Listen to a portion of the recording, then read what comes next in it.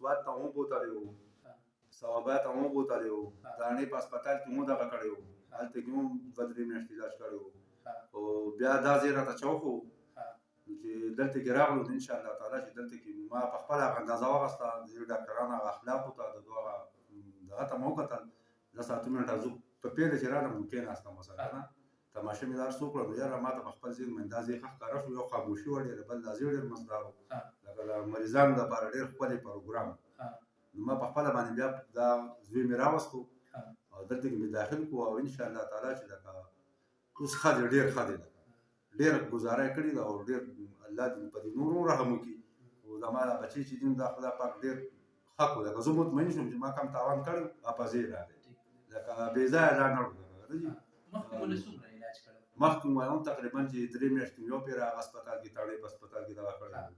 بیا د هغې نه بعد په 2مه پېره مې بیا پکې یو میاشت لپاره ایسار کړی وو بیا راته هغو سوال جواب وکړل چې یاره لکه د دو د نشې مسله نشته چرس خو دوس کلي دي جو هغه خو اوس دلته کې د چرسو نه واورېدو میاشت نیمه شوه د دو ذهن کې لکه نور فرق دی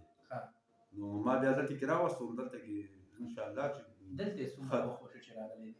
دلته خو جون بس دا دې سو 10-12 ورځې کم 3 میاشتې برابرېږي او انشاءالله تعالی چې ښه برابر دی که نه لکه د 3 میاشتې کې وروسته تاسو څومره ملاقات دلته هسپتال کې کړي دلته خو جوجي دغه هفته په هفته ولا کله راشو کله په 2مه هفته کله په هفته کې 2 پیرې خو بس چې کله موقع میلاوېږي چې ملاقات ته ولا راځو که نه اوس تاسو څه محسوسوئ کوم وخت کې چې تاسو راوستو او اوس لکه نن چې ستاسو کوم ملاقات دی ورسره نو ته څومره پورې مطمئن یې چې په دې کې فرق راغلی یاره زه ښه پوره مطمئن یم ښه برابر فرق پکې راغلی چې بس دونه ما تاسو ته خبره وکړه که نه چې زه دونه مطمئن شم چې زما کم پیسې لګېدل به لکه پزې بې ځایه دا نه ده پزې باندې لاړل که نه لکه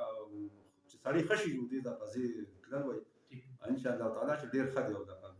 نور خلکو لپاره نورو خو لکه زما وروڼه دي مسلمانان وروڼه لکه د هر سړی پلار د بچي لپاره خو بچي خو د وړو غوښې دي که نه جي لکه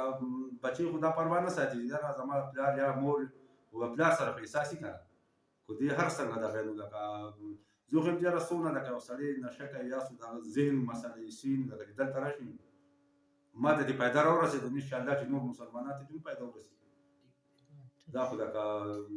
کارونه د رب دي خو لکه دا ځای داسې دی چې د شفا ځای دی لکه ما ته محسوسه شوه که نه چې زنګ بچي خدای پاک ښه کړو نو کېدای شي د نورو مسلمانانو هغه هم ښه شي